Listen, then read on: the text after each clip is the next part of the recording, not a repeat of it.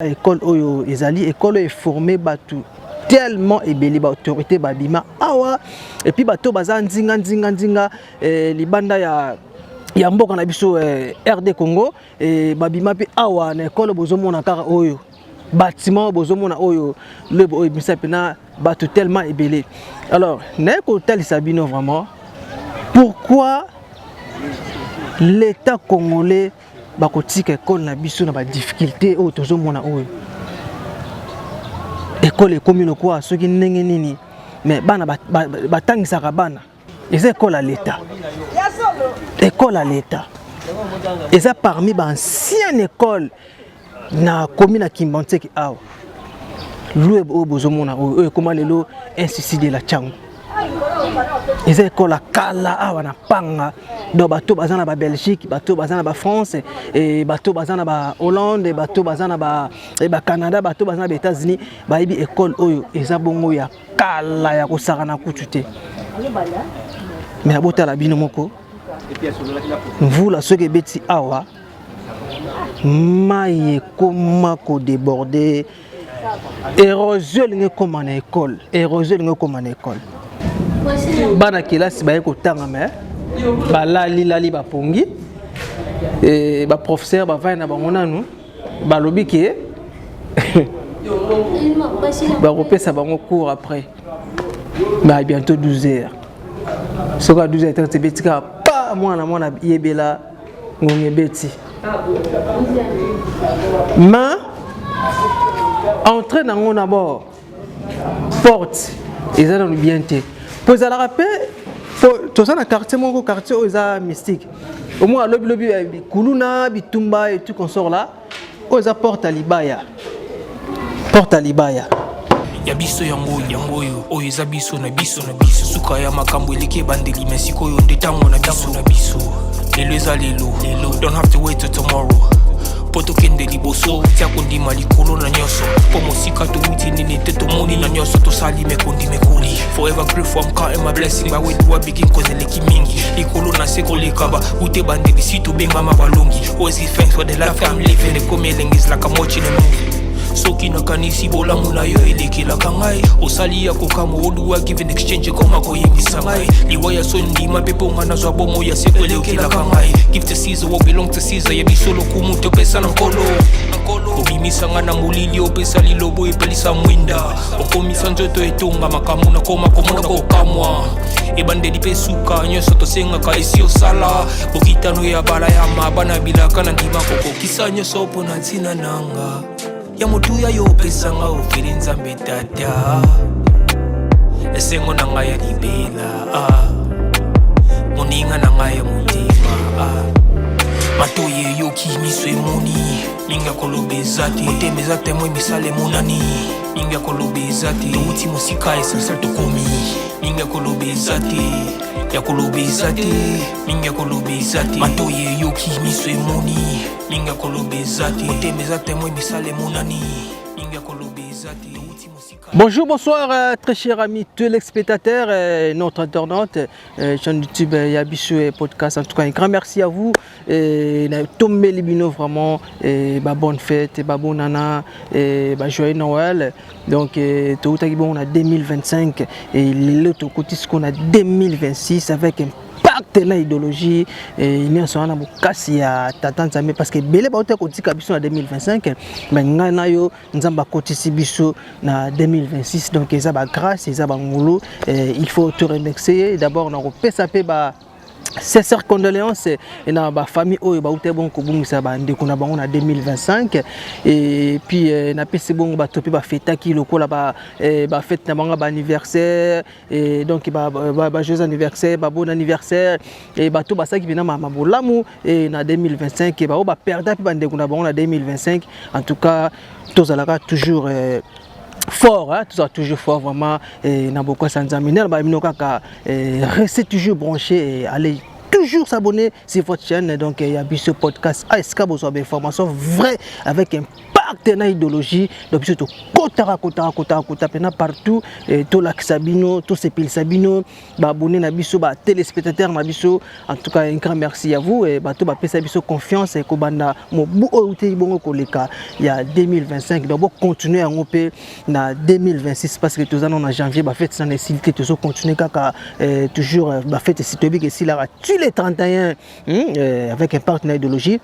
Un grand merci à mon équipe technique de ma caméra et Nazabon, on a ingénieur Josué Mungu et mon amokine Barana Ebele, mon Achangu. Un grand merci aussi à les trous d'enfer, boss Roni Maluna, ma merveille à vous, boss Joe King Maluna, ma merveille à vous, boss Yannick Maluna, ma merveille. Sans oublier aussi notre maman, maman Laura Chou, maman Yabana. Un grand merci aussi à mon sponsor privé, donc Yepena Tika Ngate Zagi Nangana 2025. Si tu continues en 2026, Azaka Nangai, mon vieux Charlie Waingo, il y a Mama Coco Matati, ma couple moko bien. En tout cas, Nzamba continue toujours avec Pambola Bino. Et un grand merci aussi à mon papa que j'aime beaucoup, papa Simon Faka, Stati à Paris, et à maman Cécile Massang Moulongo. Pourquoi pas ça remercier maman Marie-Claire moi à Dallas et à Tongo depuis Paris. En tout cas, un grand merci à vous. Un grand merci à les amis de Wata Kin 24 depuis Turquie. Un grand merci à les amis de Wata Kin 24 depuis Kinshasa, bana Njili, bana Lemba, bana Kitambo, bana Makampagne, bana Kimbaville. Na l'abonné à trois, un grand merci à vous. Voilà, très chers amis téléspectateurs. Donc, Léona Kiti Awa, na district ya Tchangu, précisément na commune Kimante, qui est aussi wapi, na eko Laksabino, école ya Institut Luebo. Luebo Oyo, ils a parmi les écoles ya Kala Awa na commune Kimbante. Luebo Obozomo na Awa. Ils ont vraiment des écoles ya Kala na commune qui monte. Ma bazana ba difficulté et belé na école bozomona oyo. Dans na quartier Kamamulumba Expanga. Ndeko je suis mungu zelanga na ngambo wana tozana ba quartier Mabinda, tozana ba quartier Chumabwa, tozana ba quartier Bamboma bino bozomona esika école oyo ezali école est formée batu tellement ébélé ba autorité babima awa et puis bato baza nzinga libanda ya mboka na biso RD Congo et babima pe awa na école bozomona kaka oyo bâtiment bozomona oyo le oyo bisa pena bato tellement ébélé. Alors na ko tel sabino vraiment pourquoi l'état congolais ba kotika école na biso na ba difficulté oyo tozomona oyo école commune quoi ceux qui ndenge nini mais bana batangisaka bana eza etelo tozwa ngo na ndaku tozwaka etelo na église et puis tozwaka etelo na école ba école ezobimisa ba député ba école ezobimisa ba sénateur ba école ezobimisa ba président de la république ba école ezobimisa ba bourgmestre. Alors il faut tous à la peine à mawa yako sunga ba préfet yako sunga ba professeur yako sunga voire même na ba élève service national bon ça la don ya baba na ba école mtu tozomona ba lemba tozomona ba limité boya pe na kimbanteke bo pesa bango baba bana bavanda na ndenge longo bani ba tableau ba bongisa kitoko bana batanga kitoko. Ndeko je suis mon TV za radio te sans plus tarder to komato la sabango sikoyo ba bâtiment ya école ndenge ezaleli puis to kota na kati et totala ce qui bana kelasi bazana. Merci, restez toujours branchés aussi juste après. Merci. Donc voilà, chers amis téléspectateurs, nous avons bien habitué dans la commune qui montre que précisément na institut Luebo le comme bongo institut de la Tchangu ex Luebo bota la bino moko ba salle de classe. Bota la bino mo ba salle de classe ndenge zaleli ils ont vraiment na ndenge elongo banité. Ministre EPSP. En tout cas faut que l'on makambo na lumbango koyeba kobongisa etelo esika oyo bana bazozwa mayele lobi bazala ba kuluna te lobi bazala ba criminel te lobi bazala ba incivique te Alors ce qui école et comme il y a une mauvaise construction et vous avez ma makasi et école à l'État. École à l'État. Et ça parmi les anciennes écoles na commune à Kimbanté qui a loué au bozomona comment les lots institut de la Tchang. Et ça école à Kala à na Panga donc bateau bazana ba Belgique, bateau bazana ba France et bateau bazana ba Hollande et bateau bazana ba Canada, bateau bazana ba États-Unis ba ibi école oyo et ça bongo ya Kala ya ko sarana kutute. Mais abota la bino moko vous la ceux qui beti awa maille comment ko déborder érosion comme en école en tout cas c'est pas bien et le kabuza pena mabe makasi faut ko landela ngona lombango ko yeba nini ya ko bongisa ko yeba nini ya ko entretenir ngo parce que ba député ba robima awa ba sénateur ba robima awa président de la République akobima awa kotika ngo boye eza vraiment malamu mingi te ndeko je suis mbongo sunga ngai tokota na kati na laksa bino ba salle de classe.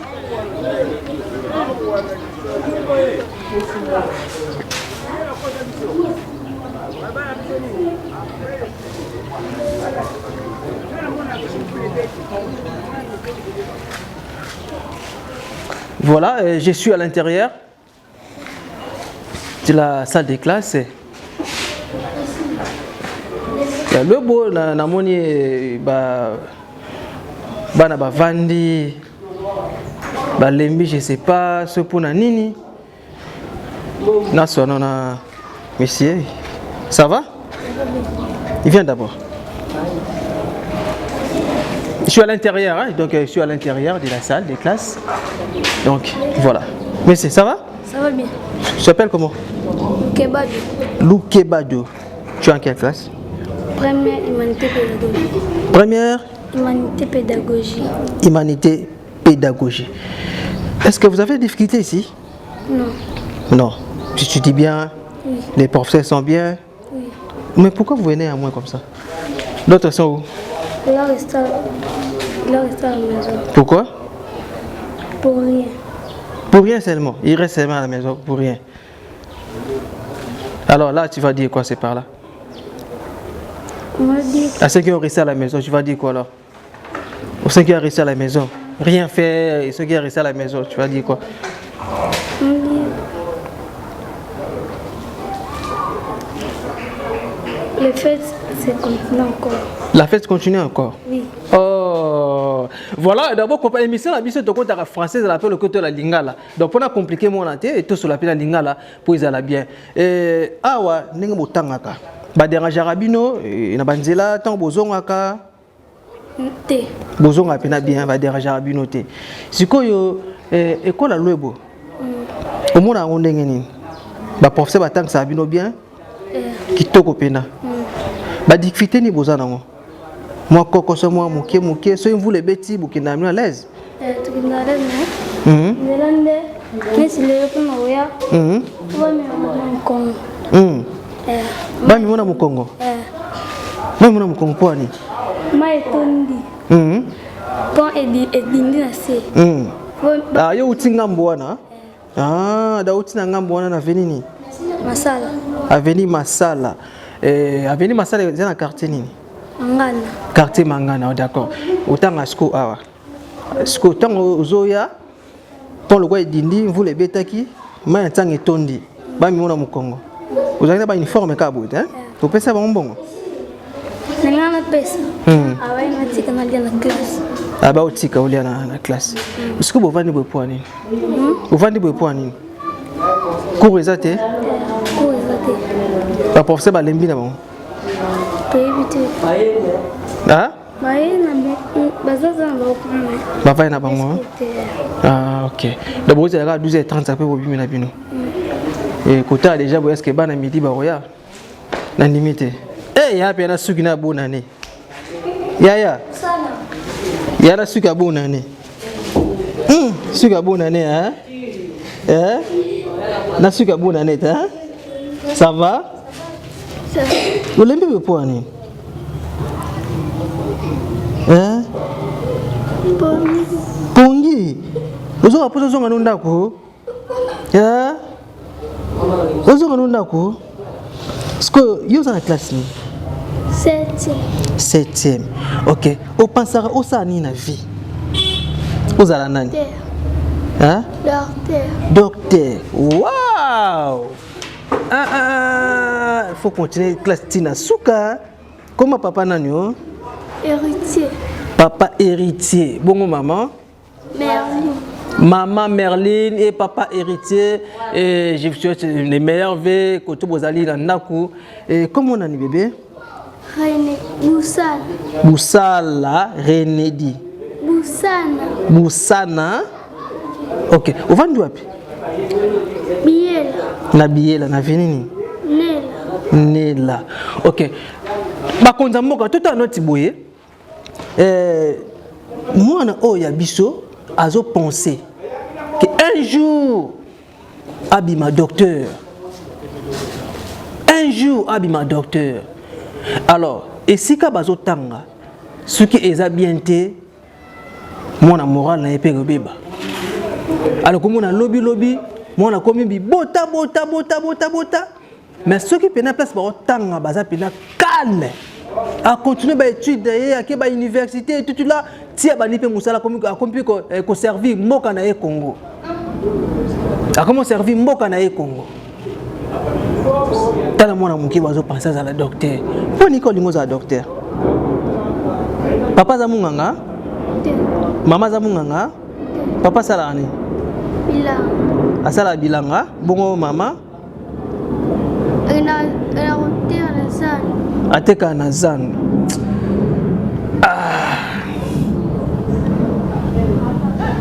Nzamba sunga mboka na biso Congo. Bana bakotanga ba difficulté te eza pena babe makasi.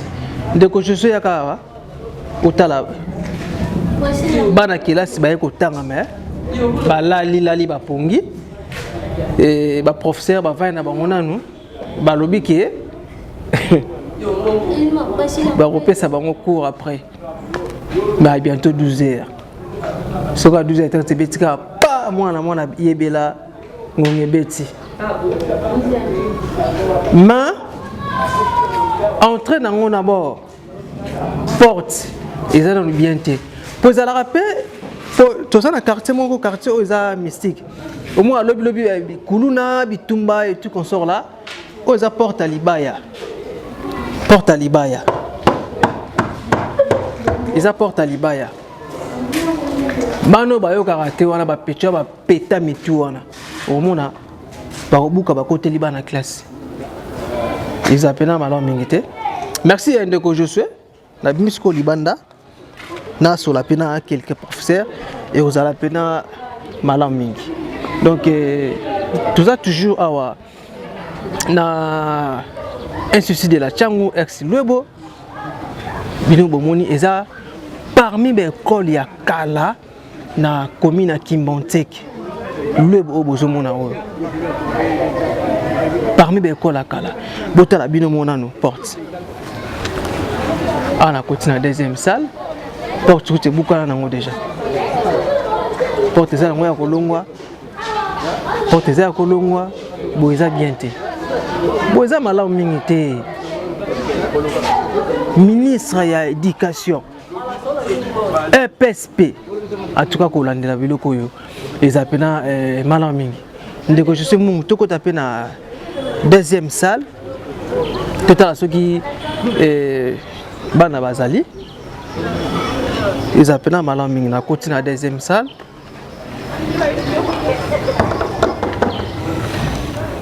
Professeur P. Azate. Bonjour les amis. Ça va? Ça va. Je vais commencer par qui? Dilouvik. Toi c'est? Dilouvik. Dilouvik. Prénom? Aristote. Aristote. Et toi? Isolé. Ici c'est quelle classe? Quatrième scientifique. Quatrième? Humanité scientifique. Quatrième humanité scientifique. Ok, pourquoi vous ouvrez seulement à dire? Les autres sont où? Ils Ils sont pas venus. Pourquoi? À la maison. Ils sont restés à la maison, pourquoi? Je ne sais pas. Non, tu sais pas comment. Tu sais pas comment. Depuis le matin, ça c'est mandé. Oui. Et les cours, ça passe bien, les cours là. Aucun professeur aujourd'hui. Aucun professeur? Oui. Pourquoi? D'autres élèves sont restés à la maison, d'autres professeurs aussi sont restés à la maison. Ils continuent toujours la fête. C'est pas là que tu vas dire quoi alors? Quand tu ne vois pas les professeurs, depuis que tu étais ici les matins, donc tu étais venu ici pour étudier, mais les professeurs ne sont pas là et d'autres amis aussi ne sont pas là. C'est pas là que tu vas dire quoi? Pour commencer, c'est la négligence. La négligence? Oui. Et puis, la manque de volonté. Le manque de volonté, oui. La négligence et le manque de volonté. Est-ce que vous avez des difficultés ici à l'Institut Lebeau? Oui. Lesquelles? Les difficultés, si vous pouvez coordonner un peu de données. Vous étudiez bien, les bancs sont bien, et la route aussi. Par la route, un peu. Un peu. Tu habites où alors? Manjuli. Manjuli. Toi, tu vas de l'autre côté ou ici? De l'autre côté, Njili. Njili? Oui. Donc tu viens de Njili? Oui. Ah bon? Waouh! Quel quartier? Quartier 11. Quartier, on sait quelle avenue? Wangwang. Wangwang. Wango wango. Ah! Bota neti. Ndeko nanga oyo auti pe na Njili. Auti Njili. Aye kutanga ni awa na Kimbontiki. Na SCC Lwebo. SCC la Changu X Lwebo. Na Olinga, tout ça la mélange de langue. Pour ne compliquer mon athée. Ni ne tina ki o ya kutanga na Lwebo. On dit ben école PC bila. Malgré tout ça la Congo. Voilà. Vous êtes impressionné par quoi? Autant na SCC Lwebo. Par la formation. Par la formation. Si on forme les élèves, mais c'est pour ça que j'ai préféré de quitter l'école où j'étais et de venir ici. Tu étais à quelle école? Saint-Joseph. Saint-Joseph. Saint-Joseph, c'est à quartier 7. Oui. L'éducation, c'est différent. Hein? Ici, c'est bien. Hein? Ici, on forme les élèves. On forme. C'est ce que je préfère ici. Par rapport à Saint-Joseph. D'abord, on forme bien, mais moi-même, j'ai décidé de venir ici. Mais c'est nous comme ça. Si tu viens comme ça, quoi? Je vois Yana Mayemba, je vois Viluka, je vois Itav. Vous préférez de traverser même la rivière. C'est que c'est là que je l'école qui m'a été avec toi. Non. Non. Ok. Merci beaucoup. Bandini bandeko obatikali obayete bazo continuer toujours fait. Conseil nous repère ça ba collègue na yo.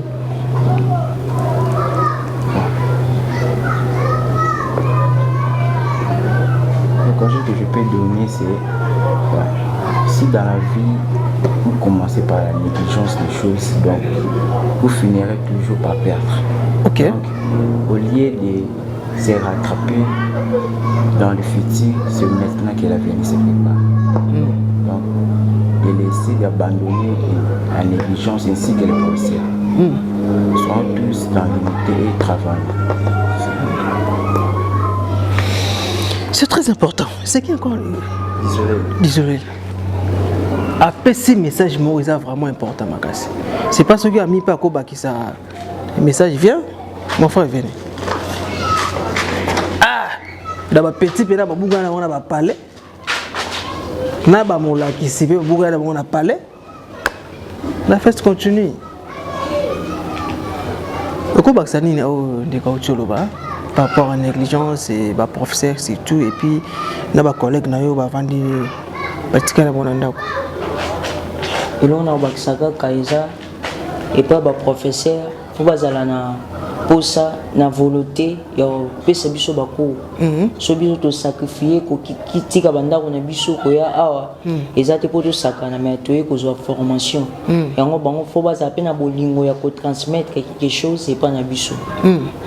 Concernant pe saka pa bandi ko na biso batika na ndako que baza na amour ya classe. Pour classe déjà vie. Classe des avenir na biso ya lobby. Et là on a ça qui n'a rien à Ok. Vous avez combien de salles de classe? Vous avez un nombre de combien? Combien d'élèves? Biso na pédagogie toza 29. Vous avez 29. Bien c'est beaucoup quand on a pas. Monsieur va vendre rapi. Monsieur va zo ba kit na bureau. Bazo ba kit na bureau. Ba côté ça moi. Ah. Boso ba kit na bureau ezate. Ba telemi. Ba telemi ba ko. C'est quoi le message nous copé na ministre ya éducation topé ya EPSP. École primaire et secondaire humanité. Message nous connaissez. Message on a reçu ça comme ministre condition autant na lwebo a eza vraiment ya bien té. Toujours vendre na baba au mona bozo so ye retard au téléma au comment au téléma. Tout temps vraiment na condition bien té ba ça les salité. Ceux qui par exemple au tali même bani au ba to les vraiment bien té so mbule bando beta au mona ba kaizo pola ba ko dezo pola tout temps na condition bien té. Donc si vous les bêtis mai bien kita. Kita. Toujours moi ma douce super moi. So ba kiti on ba ta on place ni. Bisika na bazil wana ba chombo ya msupe. Ba nini? Ba chombo. Ba chombo to benga mayanzi. Mayanzi ko ta mo pe. Donc a bien sengaka, faut bien tongo makasi. Tongo. So irita oya kuta déjà. Ba vani na baba. Osasko so pe na biyo ko ba professeur bazé belé. O telemika o koma ya. Yo telema. Pendant combien de temps? Pendant ah, vous avez 7 heures, 6 heures ou 7 heures? 6 heures. 6 heures. Pendant combien de temps? 12 heures.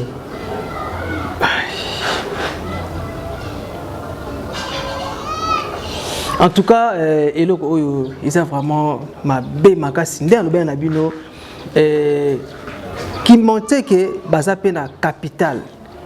Baza na capitale. Alors il faut que sunga ba école o ezape bomwe keza ba difficulté yango te ko laksa bino taneti awa nazomona eza zelo pineza bomo tala yango ndenge ndeko tsoloba ba chomboki la pe kota batu mayanzi banini ceux qui mvule beti batolo madusu bosana omona pena mai ba mabanga o na ebite soki uti wapi ça de classe chanter libanda ba boire la mon ba plan na katia. En tout cas, iloko iza mabe makasi. On pasaka oza nani na mboka na biso Congo. On pasaka nazala formateur nani formateur de quoi? Oza la préfet? Nazala préfet, ils appellent parmi Banvina. Banvina yo. Oza appelé lobby député. Vous appelez lobby bourgmestre commune. Pour ça les appels na bongo hein. Ou lingambo kana yo Congo. Lingambo makasi. Makasi ata ba finga rabiso Congo bombe yo lingambo kaka. Lingambo makasi. Yo za ngambo bya ngambo. Ah za ngambo kifuta. Ngambo kifuta. Oya kinde nini? Moi les transports ni ngomela kia. Tena na ngama makolo. Oya kama makolo. Ukati ma tanga. Kati ma tanga. Yebe moko na mukongo. Soki nde mbule beti nde wana faut pesa batu o batele mawana po baka choma etanga wana pesi bango soit 1000 francs soit 500 au moins peka papa pesi 1000 francs no kilia na récréation ozo pesi bango na récré lo vandika otira lika gambaraka boy baki ndoki peso pesa magala mamakamba boy mwana ye ana ile ko leti asengi pa muninga ke muninga pe chor tobi ke mukili kufana mo déjà. Merci beaucoup en tout cas, félicitations à vous. Et beaucoup de courage. Et il faut être toujours comme ça. Et c'est au moment que non, baninga monsieur Soubaye te causer la que non, au tali que non, a tout fêté les premiers, les 2, les 3, les 5 là qui n'étaient non, yo kende kaka et kuzamalamu parce que ozo sala oyo lobby et ko pesa les futa, tu vois, ouais lobby le bosa ba ba serviteur mboka na biso Congo et ko mapi mo pandi sango lokola ngai un jour et soko tangi ba classe na yo bien donc ko kata ngote so papa pese mbonga minerval ko liate yaka ofuta hein oye pena ofuta minerval na yo et ko zala pena bien hein courage hein check allez tiens courage à vous. Merci. OK. Voilà et donc dans ça des classes tout le monde seulement des personnes donc des élèves seulement. Donc des élèves seulement Et puis, en tout cas, ils ont passé. Alors, sur la autorité de l'école, et vous appelez madame. Restez toujours juste après. Merci. Voilà, bon, mon ibino moko, nous avons quelques salles de classe, ils ont institut la Tchango ex Lwebo, ils ont parmi l'ancienne école, il y a commune qui monte qui précisément à na disika Tchango. Bon, tout ce que les élèves, lobby quand ils alaka, donc ils appellent moko ya papa. D'abord pour se présenter à une école, ils appellent malheureusement parce TV Zaradote. Mbote papa. Mbote papa journaliste. Comment on est papa?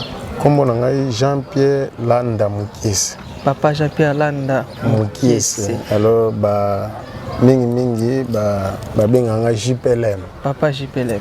OK, nabi ke balandi ba otala yo bana logo ya kala wana ba comprendre bala moko. Papa na biso awa zanani. Bon, awa naza délégué des enseignants et puis naza aussi professeur. Professeur. Merci beaucoup à moi historique mon ya institut de la Tchango. Mais on a besoin de Lwebo parce que il na commoné ya Lwebo. OK. Banina neni et puis voilà. Oui, merci. Papa journaliste ndenge utu loba école eza école moko ya kala. Okay. Donc bandi en 1978 donc 78. 78 ouais. Et bandi awate. École oyo et bandi na quartier Lwebo. Quartier Lwebo. Ah, quartier Lwebo oyo toza na quartier Kamba Mulumba. Okay. Quartier Kamba Mulumba oyo eyeba na mingi na kombo ya Mpanga. Mpanga. Ah, donc mingi ba ancien tout ça ba yebi na on a kombo Mpanga. Mais tant ba ko kabula ba commune. Pardon, tant ba ko kabula ba quartier na commune na biso Kimbantseke. Au départ Kimbantseke comptait une trentaine de quartiers. Mais maintenant na nouvelle configuration Oyo, donc comme on a 46 quartiers. Alors Oyo est comme un quartier Kamba Mulumba. Allez, nde Lwebo et Tigala Kuna, donc soko leki mama imoko eza quelque part kuna. Wana quartier Lwebo. Wana quartier Lwebo Biela ainsi de suite. Okay. Alors à l'époque école na biso ezalaka e bandaka na balabala Kimpanzu. Donc référence colonel Beya au katisi Mayantsanga alende balabala oyo na ngambo ekomi Kimpanzu. Juste na moi wenze moko ezana babenga wenza pont ezalaki wana. École na biso ezalaka locataire na parcelle ya papa Bisikila. Il y avait un papa azalaki na école privée et salape kombo koto yo Bisikila. Loko azalaki na ba loko ebele. Alors église il y a 12 apôtres à l'époque. Parce que école il y a institut 1 de la Tchango ex Lwebo et eza école moko conventionnée il y a 12 apôtres. Okay. Les 12 apôtres et Longwa et comme Ebenem église bon nouveau message. Voilà, il y a prophète son éminence d'isoler les Mpungu wa fili soit Isaac. Alors, ibanda kuna na mai Yansanga na Wenzapon comme locataire. C'était une grande école. Où ils allaient qui répéter na Tchango Mobimba parce que à cette époque-là, bana classe bazo ba lemba, ba kasavubu, ba limité, bazo kotanga awa pour ezalaki na renommée à makasi, formation ezalaki makasi. Alors de là église a monake, il fallait sikoyo quand même à évoluer na niveau ya ba école parce que c'est la toute première école ya église. Bon, nouveau message, ex-12 apôtres. Alors, à l'époque, il y avait le préfet Nzitawanemuntu. Paix à son âme, il est déjà décédé. Okay. C'est lui qui avait piloté cette école. Banda 1978, 80 quelques. C'était lui. Alors, école pam évolué kuna na Mayantsanga na Kimpanzu. Bon église et au somba terrain oyo. Dans église et sombi terrain oyo à Monique moyen école et continuer aux la locataire exactement batongi les 3 premiers salles wana donc place donc au moins ba salle wana mi balé connexe ya ngote premier salle deuxième troisième salle donc on a parmi ba salle kala non ba salle wana eza ba salle ya sika oyo ezo bazo ezo ko kosilisa te contenir ba moyen OK alors église et bandi 1 2 3 3 salles et puis la grande maison wana oyo bozomona kuna na se nde ezalaka ndaku ya prophète d'isolé une grande maison avec 8 chambres nde kuna nde ba salle de classe mosusu bandaki ko évoluer na bureau ya chef d'établissement préfet préfet Nzita wane muntu OK alors parmi bato bazoloba ngai tunazoloba naza aussi fruit ya école j'ai étudié ici. OK donc naza fruit ya awa nde tolongwe kuna na maya ntsanga tuye awa na terrain na biso awa na Mpanga obozomona wana église ya Ebenem ya paroisse Mpanga et tuye awa et nous on n'a pas eu la chance d'étudier na ba nouvelle salle wana te biso totanga na bâtiment wana kuna ndaku wana ti à l'époque l'église avait jugé utile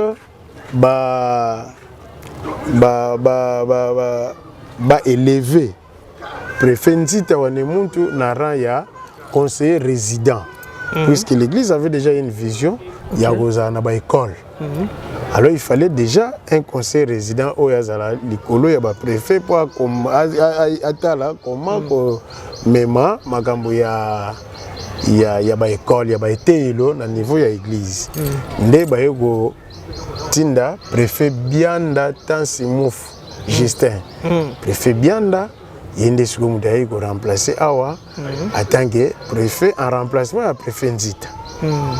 Alors le préfet Bianda c'est lui qui a vraiment piloté, construit tous ces bâtiments ici. Donc à partir de Wana,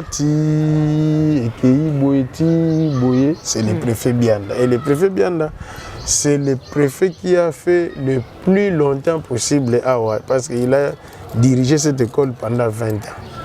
Ah bon? Oui, pendant 20 ans. A dirigé l'école Oyo. Alors il a vraiment... il a beaucoup quand même, il a beaucoup fait.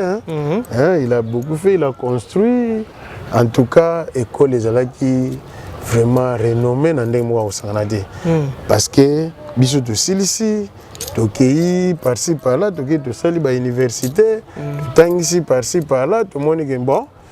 À un certain moment, tu le dis que il faut que tu sois au Bercail. Tu sois awa. Pour le place aux Zalaki. Le place aux Zalaki. Ndesgo tozonga awa au Monique vraiment état sigo tant tozongi awa état toyeko kutela siko école na biso na ndenge biso mo tozalaka et komaki vraiment état moko alarmant pona nini toyeko kuta ba salle de classe ba pavement bukani Baban, Boukani, ainsi de suite. Donc vraiment, ça ne va pas. Bon, pour Nanini, tu es comme les milliers. L'école n'est pas clôturée. Alors, milliers, il y a un certain millier un peu reculé. On est bas à la fière. Dans l'édifice, mais parfois, il y a déranger, qu'il y a yiba, qu'il y a boaga ba pile Nicolas batol, les autres boka, donc c'est compliqué. C'est comme cela que nous nous retrouvons aujourd'hui avec des locaux ou bien des salles de classe parfois non pavés, manque de banc, moi ba difficulté ça moins mingi. Voire même on a aussi un problème de latrine.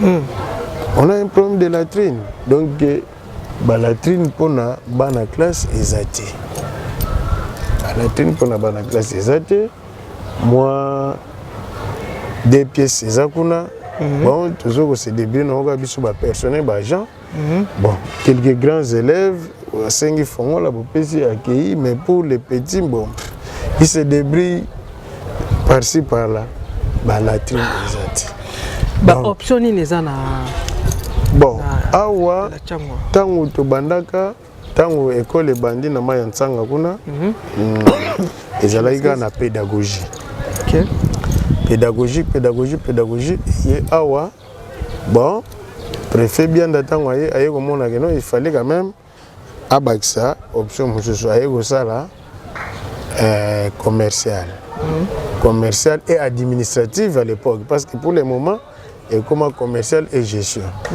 alors tant on sali commercial et administrative ndé bana pe ba yaki quand même moins mingi alors pédagogie pe en tout cas c'est vraiment l'option de base hein on peut nous de simbi lwembo yango pe de sala ki epesa kombo pe na lwembo parce que bimisi bana donc ba misu ba cadre na kati mboka o alors et comme on a à tout moment ba élève ya awa ba élève maître ba no kendeka ko sala ba stage ba pratique na ba école ba armée du sali na bangambo ainsi de suite nde likanisi yaka ba yeko sala école primaire d'application de EPA Chang donc école primaire alors toujours partager ba bâtiment là à un certain moment préfet bien d'amoni que il fallait quand même créer une option à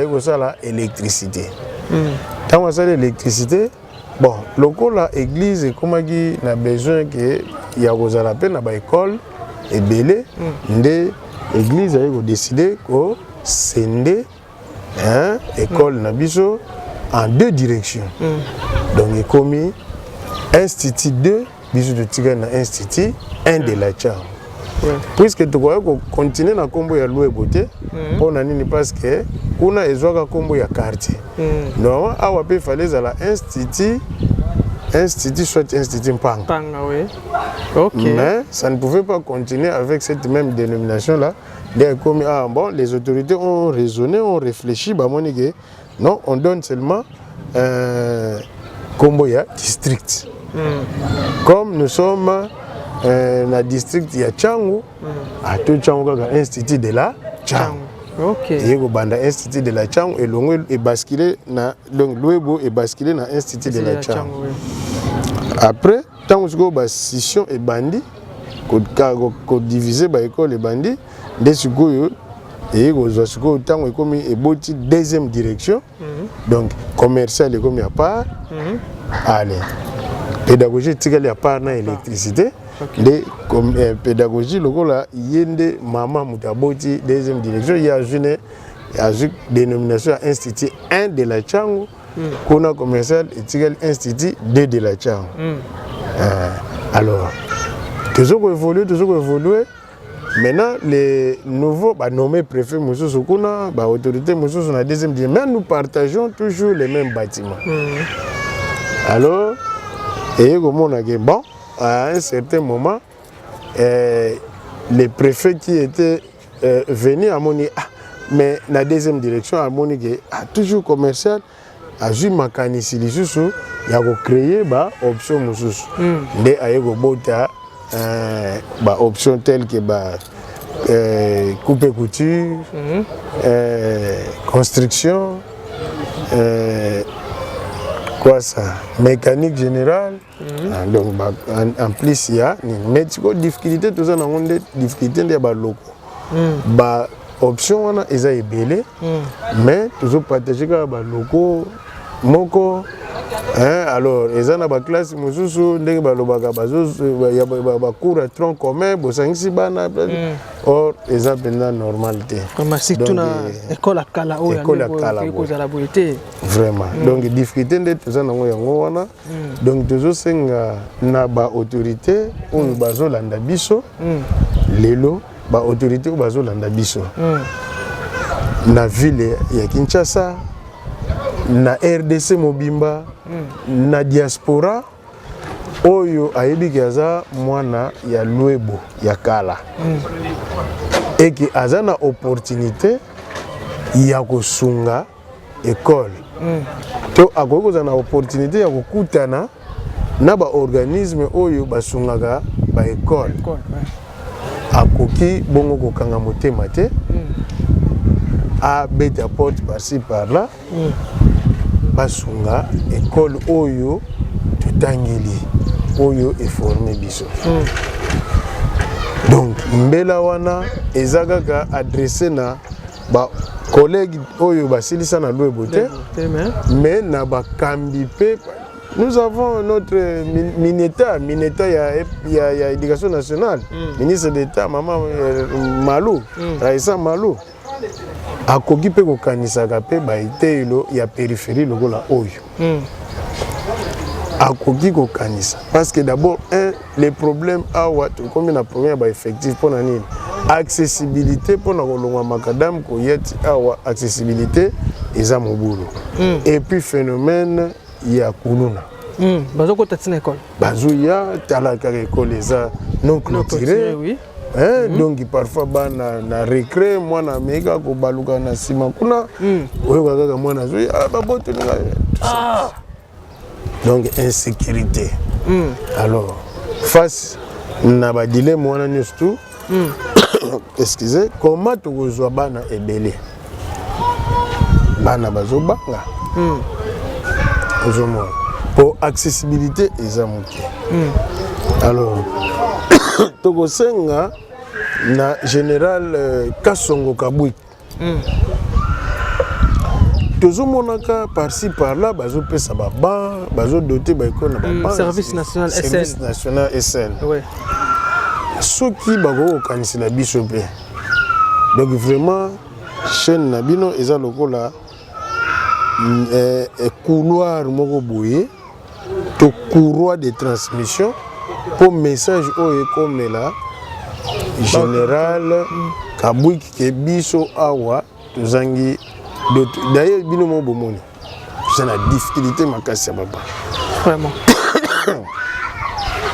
ba autorité ba kantila biso ba jeter même passerelle moko quelque part na maya ntsanga pour nous faciliter bana na biso ba utaka na ngambo ya quartier Mangana pour ba katsa boye na ba moment ya mvula parce que awa soki mvula ebeti bozo ba image na ozonga boye mona ke il faut ba memaka ba na mukongo 500 francs pour mona mbongo papa pesa ke ka ali na récréation mbongo ba pesa ali na récréation ye amemi amemi donc esungi pour bakatsa mai a bao baza côté likolo côté bon les problèmes ne se posent pas sauf que problème il y a insécurité et puis soki bakonzi bakoki pe kosunga biso lisusu na likanisi o bazwaka ya ba kotonga ba salle moko prépayé ba bâtiment moko préfabriqué pardon na lo ba préfabriqué bakoki kosunga biso bakotela biso quelques salles de classe awa ya préfabriqué et kosunga bana classe jeunesse oyo ya koto parce que bana bazana volonté ya kotanga puisque soki bana bazoko ya kotanga akozala na likanisi ya kosala kikulu na te ils sont là la journée même le soir moi ba formation banini en tout cas bakozala na makanisi wana te mais sikoyo tala kaka structure yango baoya kotanga na tala ndenge ekomi mwa moke délabré boye donc vraiment bosenga na biso na banza yango wana na éviter. Voilà, en tout cas le message est bien passé et le coup il s'allie passe makasi. Maintenant le nom des préfets actuels le préfet actuel s'appelle Étienne Tetika Masiala. Et préfet Étienne Tetika Masiala. Oui. En tout cas le coup il a ben makasi na le même débit et ba etelo ebimisaka ba président de la République ebimisaka ba sénateur ebimisaka ba député professeur ba député national ba ministre PDG ba tebele ya kosala na consulter voir même le bourgmestre ya ba commune les canabans de l'école. Alors, un souci de la Tchango ex-Lebo, ils ont vraiment des difficultés au Saranate. Ce qui vous les bêtis, maille à l'école, les qui te sont les arbres, partout au monde, il image de l'accès. Mais net le bakaka, TVZara de Tébisson qui est sur le terrain, tout l'accès, des difficultés, ni aux populations, à Zomo, à quartier, à Bango, à Zomo, à commune, à Bango. Et net le l'accès, nous peut les lois, la insouci de la Tchango ex-Lebo. Bana c'est belé, monsieur Subauta Banjili, bon moi on a habité à Outinjili quartier 11, c'est loin. À l'équipe à école est belé, mais à l'objet aïe parce que bazana formation ya bien. Bazana formation ya bien, mais babilo comme monsieur Mike pena et Ozaba.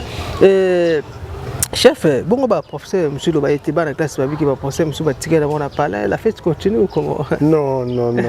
En tout cas, le matin, ma professeur, bon, la journée, et banda qui m'a moqué un peu maussade, hein, parce que vous là, ok, tant que tout l'amour qui n'a tongo, vraiment moi, ma tanga est bandaki. Mais après un certain moment, ma tanga n'est katanaki. Moi, je suis arrivé à l'école à 8h30. Je suis arrivé, j'ai trouvé presque beaucoup de gens ici, beaucoup de professeurs. Mais comme les élèves n'étaient pas au rendez-vous, donc c'est le début. Dans ce milieu, mingi ezalaka na ba rentrée news, on a fait une observation. Na ba rentrée des classes news surtout les apprenants il y a coin oyo babandaka mingi na retard il y a 1 ou 2 semaines. OK. Donc pour na rentrer oyo, vous verrez que les lots bana baye une dizaine, mais lobby peut-être mois 2, mois 3, mais le lundi de la semaine prochaine vous verrez que tout le monde sera là. OK. Mais les professeurs en tout cas ils étaient là parce que le cahier de présence est là au bureau. En tout cas tout le monde était là sauf 2 qui n'étaient pas là, qui habitent derrière Kanseta. Vers l'aéroport là-bas, derrière Kanseta, il y a une cité là-bas. Certainement qu'on a moins les bêtis. Mais dis-moi tout le monde est là.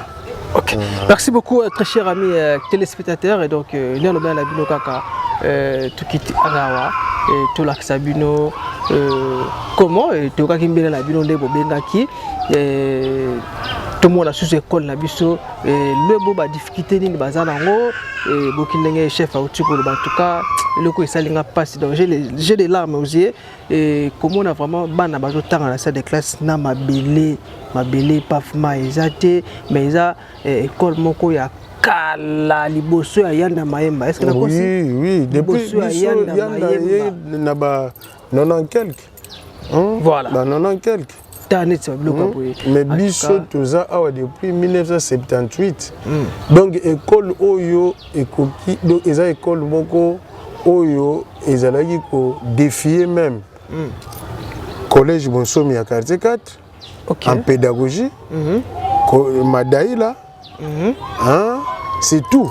Peut-être mon Kali Kuna. Mais en tout cas, après l'école ici, comme donc awa professeur baza tellement qualifié, sous-qualifié à Wazate, professeur baza qualifié, et puis au moins il célébrité n'est pas professeur Oyo. Basala ba komoni ba professeur Mandiangu o batangisa biso ba professeur Basabana ba professeur moko, donc vous sentez que donc ba professeur moko bazala qui non le professeur Mandiangu il est devenu chef de travaux na Istem Kisantu, ainsi de suite. Il y a d'autres professeurs aussi na go cité ba kombote. Alors au monique vie expérience, vie, qualité enseignement au biso, toujours au ça na école, na rigueur. Donc il y a un toujours ça là que moi bana baya mais donc dès que moi infrastructure oyo déjà ce qui est bon normal au monde que vraiment bana baoya des choses surtout que les parents au ba yebi qualité enseignement ya Luebo. Nous avons des enfants qui viennent parfois de Lemba oui les logistes les lo moko autaka na salon pour ayete bahati. Oui, aye pona nini papa na silisa awa abi ngai mwana na ngai fokaka atanga parce qu'il y a une éducation donc azoko se permet tala ba condition ba transport otolo ba mwana wana autaka lem quartier 11 aye papa na ye c'est un fruit d'ici alobi peu importe ngai mwana na ngai fokaka atanga na Luebo peu importe la distance ayaka en dehors ya bana musuba utaka bakamba yaka ba misuba kimfuta ba misusu moko bana uta na rifla tout ça donc oui azo ya otanga donc bana bazana confiance parce que ba parents na bango ba yebi nga moko naza fruit ya awa na yebi nini oyo nazwa na ekolo oyo donc formation onga nazwa donc de ça là que partout au temps à l'université on a quand même distingué on a distingué te défier na bana oyo bana uta ba limité ba gom to benga bana ya baya mais biso na biso ba koto yo to ke de sali ba test na université mais ba monique na ba mi session de cartonner non ba monique non mais yo toi tu viens de quelle école? Non, je viens de l'institut 1 de la Tchang. Institut 1 de la ex Luebo c'est où?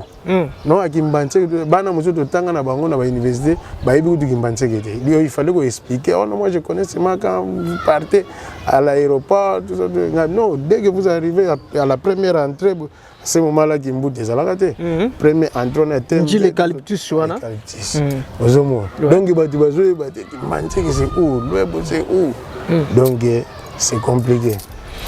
Donc vraiment voilà toujours moi histoire vraiment pas moi histoire mais toujours une histoire il y a institut de la Tchang ex Luebo donc côté bandaka et puis na ngi côté zalelo bay o batanga pe awa bazabongo libanda ya mboka bazana ba États-Unis bazana ba Canada lokwa mauvais Charlie Wayungu ya mama kokoma zatima 001 euro de l'ombre donc école yango yo tala ndenge école ekoma mais le quoi dans la 4 awa nazo bimasu libanda na l'axabino vie extérieure il y a institut et de la Tchangou ba toilette et tout consort là l'axabino zabi restez toujours pour ça juste après merci.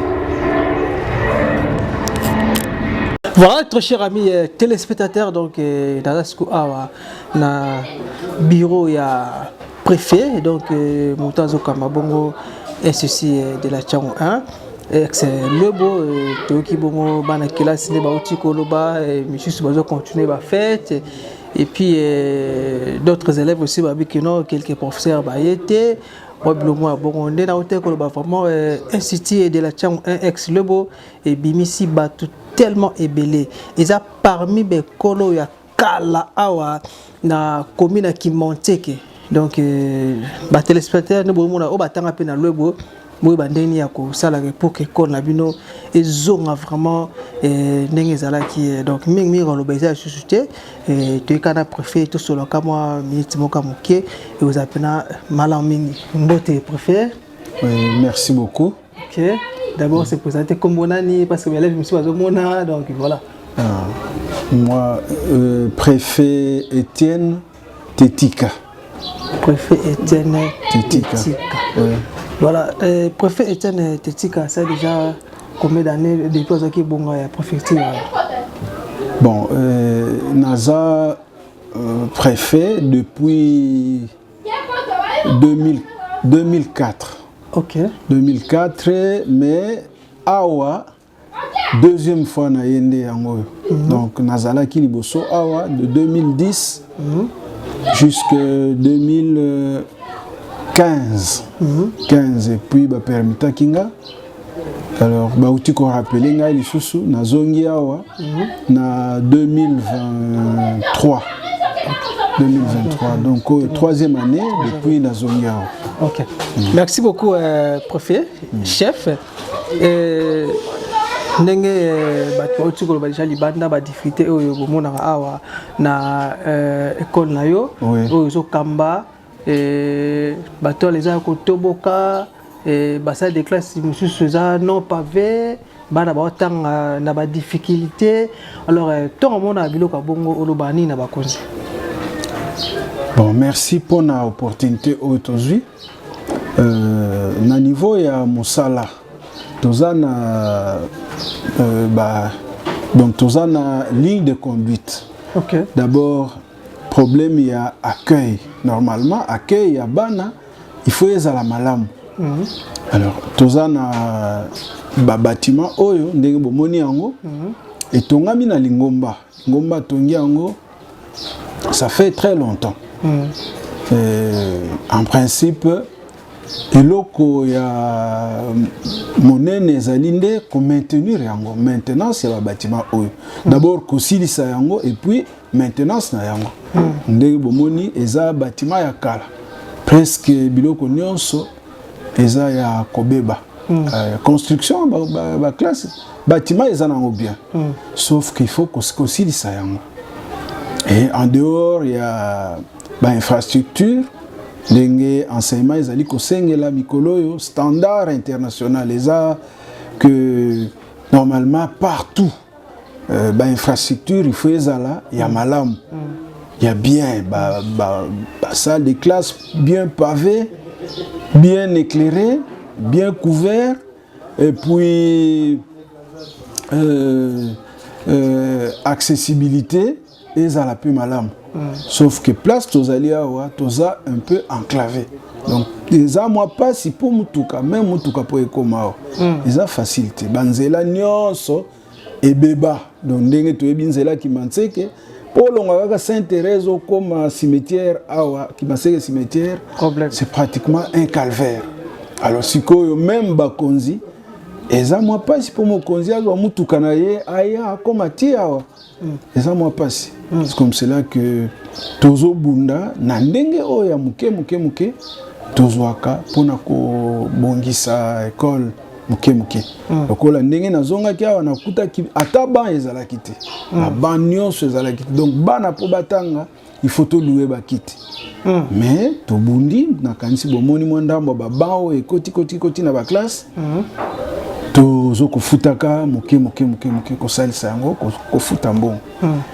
Et point ya mibale etali enseignement donc qualité ya enseignement na biso ba enseignant baza bien ba enseignant baza ba enseignant de très très compétents batanga et puis ndenge bolobi awa ba tangisaka pe kitoko donc côté enseignement tout ça pesant na problème te tozo ko participer tango nyonso na mise à niveau ya ba enseignant na biso les cellules de base na biso ezali ce qui formation inspection ezali en tout cas tout ça là ka effort pour enseigner na biso ba ke nous la formation donc côté etali enseignement donc qualité puis kotangisa bana na biso tout ça pesant na problème de volonté za na ba enseignant malgré milieu et puis revenu ya bongo kaka mais en tout cas ba enseignant ba se sacrifier ka batangisa ka bana convenablement du début de l'année jusqu'à la fin de l'année. Ok, merci beaucoup chef. Axe ya misa tonde gouvernance. Donc voilà. Gestion ya école. Voilà. Ko gérer ba école, biso toza école publique. Donc to futa makana l'état. Donc nyonso to landaka ndenge mibeko ya l'état ezali kosenga. Problème ga toza nango problème ya bana ndenge milieu eza enclavé et puis état ba bâtiment na biso bana baza penza mingi te tangu nazalaka liboso awa toujours comme ba effectif ya 400 500 élèves mais ndenge na yekozonga awa toza na moins de 200 élèves donc vraiment bana baza penza te c'est ça le grand problème basal na biso ezali suite ya qualité et puis enclavement donc oui. Difficulté pour na ko katsa awa c'est comme cela que effectif ya bana ezali ya kokita Donc c'est un peu ça les grands problèmes que nous avons. Voilà, chef, tout le monde a la école, na ba rentrée scolaire, tout le monde a pour les école comment azoteka sac, azoteka uniforme, azoteka na ba catch, ba cahier, on a habité à peine inciter la chambre ezali. Pour ça là on peut. En tout cas, c'est rare. C'est un peu rare puisque Mibeko ya quoi Mibeko ya l'État, ils ont permettre de tout ça la commerce. Tout ça la commerce dans l'école. Sauf peut-être que tokoki ko bunda pona moi ba outil à Mike le cahier de communication, journal de classe. Na règlement na biso école. Mais biloko mususu ba uniforme, ba sac, biloko na toteka kango. To ça la kango te. Siko ba école o ba sala ka ndengona ba pesa pe ba parce que ça ba parents c'est OK na ba oui na wenza lemba omona ba parents bazoteka ba uniforme mon école pe bazoteka parents na moi jambon te pour ça la moi est rentré et que ça me difficile et to na ba ne ba changu ba Pascal wana ba wenze bele za na ba changu awa et que ça ba parents na difficile ou habitabe wana pour kateka mais tant ba école ba oteka ngo les autres ça bango passer pour parents wana asala pe moi na ye rentrée scolaire. Alors, l'école est ça la bongo. État que parents, tant au monde en haut et ça la condamne. Non, biso to ndenge na ebisio. Problème na biso nde koto sa mibeko.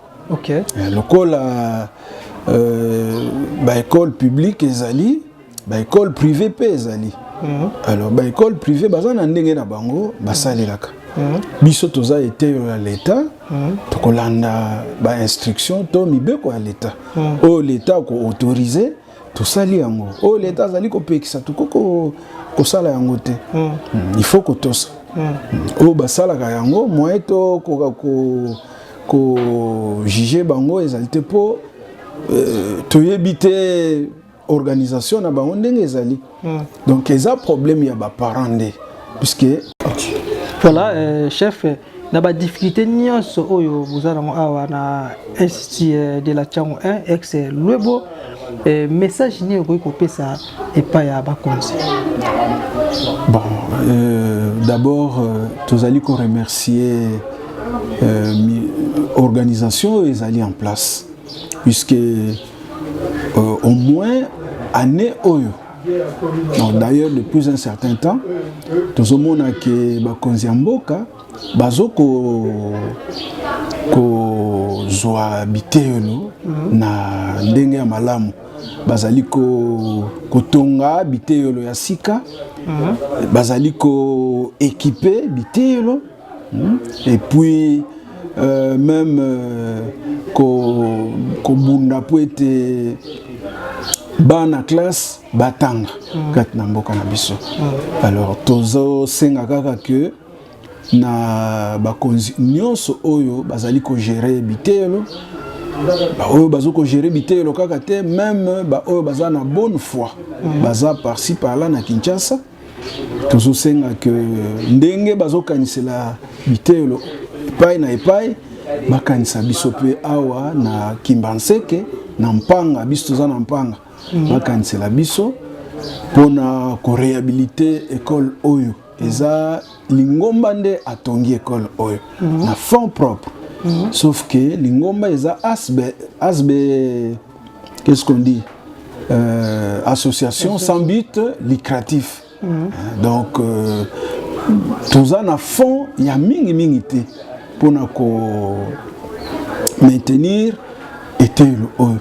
Donc toujours senga pe secours ya bakonzi na niveau nyonso tôt ou tard bayaka ba tu as bonne foi bayaka tango nyonso baye ba sololi na biso bazui ba image bakei mais ceux qui bakei en tout cas bakendeke même année oyo je crois plus ou moins 2 équipes oyo balekiao bazui ba image.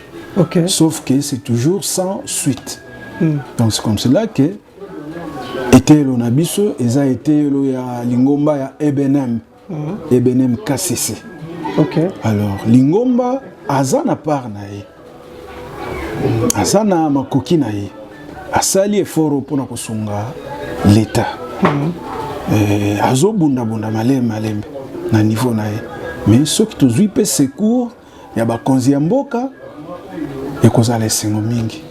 Donc je crois que mon biso tokoki koloba nde yango wana nzambe asunga yende apesaka ba opportunité ba ouverture nzambe apesa yango pour ete biso pe to bénéficier na lisongi ya bakonzi ya mboka pona réhabilitation ya école oyo bandi depuis 1978. Donc vraiment nzambe soki asungi bakonzi pe baye kozala esengo mingi kobanda pona baboti bana pe biso batozali kosala awa ekozala esengo mingi pona biso.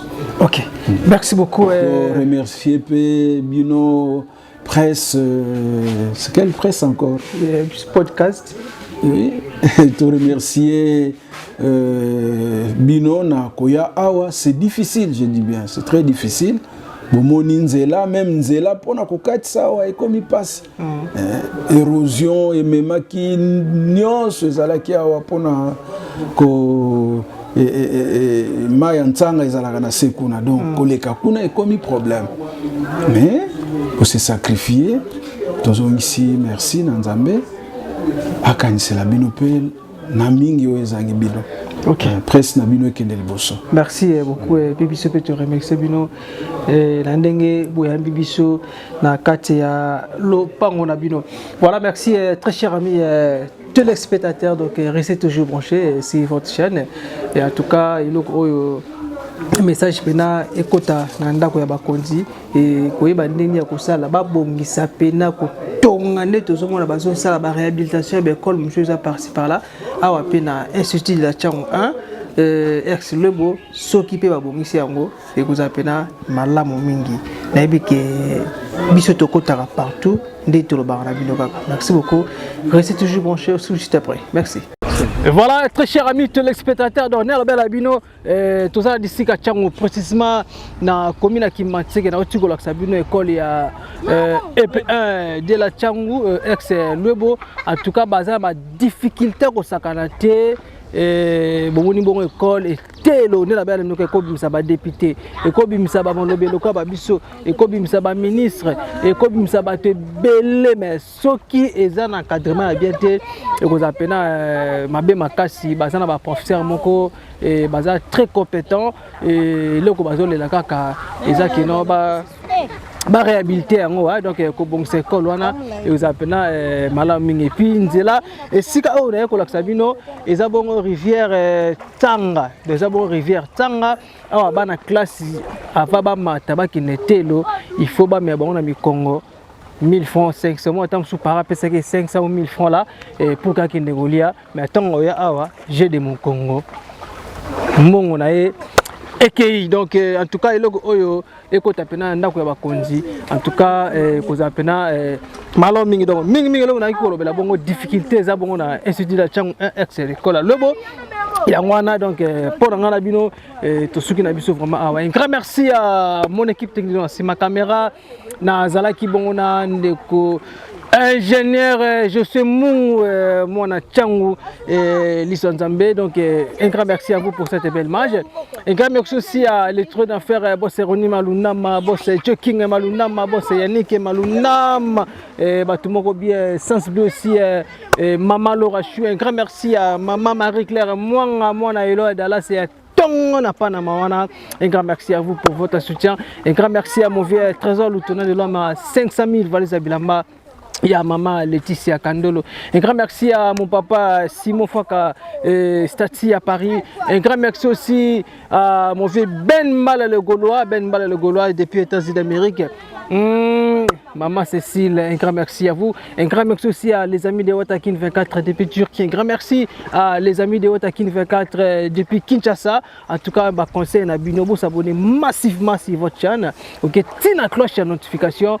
Comme ça, on a vraiment émission comme la émission qui toko, découvrir qui toko et kaka nengezala. Donc voilà, il revient à moi bana qui là c'est les kaka. Ceux qui m'ont les bêtis ba mémé dans mon Congo. Les appels n'a pas si peu mal. On se retrouve à la prochaine numéro. Bye.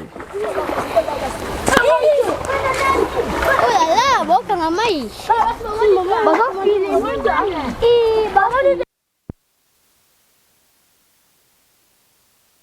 ya biso yangoyo oyo eza biso na biso suka ya makambo eleki ebandeli me sikoyo nde ntango na biso lelo eza lelo don't have to wait till tomorrow po tokende liboso tia kondima likolo na nyonso po mosika touti nini te tomoni na nyonso tosali mekoli forever grateful I'm counting my blessing ba wedu begin cause eleki mingi likolo na se koleka ba ute bandeli si tobengama balongi always give thanks for the life I'm living the coming is like I'm watching a movie soki nakanisi bolamu na yo elekelaka ngai osali ya kokamo oluwa give in exchange koma koyebisa ngai liwa ya so ndima mpe mpo nga nazwa bomo ya seko elekelaka ngai give to Caesar what belong to Caesar yebiso lokumu topesa na nkolo obimisa nga na molili opesa lilobo epelisa mwinda okomisa nzoto etonga makamu na koma komona kokamwa ebandeli mpe suka nyonso tosengaka esi osala bokitano ya bala ya mabana bilaka na ndima kokokisa nyonso mpo na ntina nanga ya motuya yo opesanga ofeli nzambe tata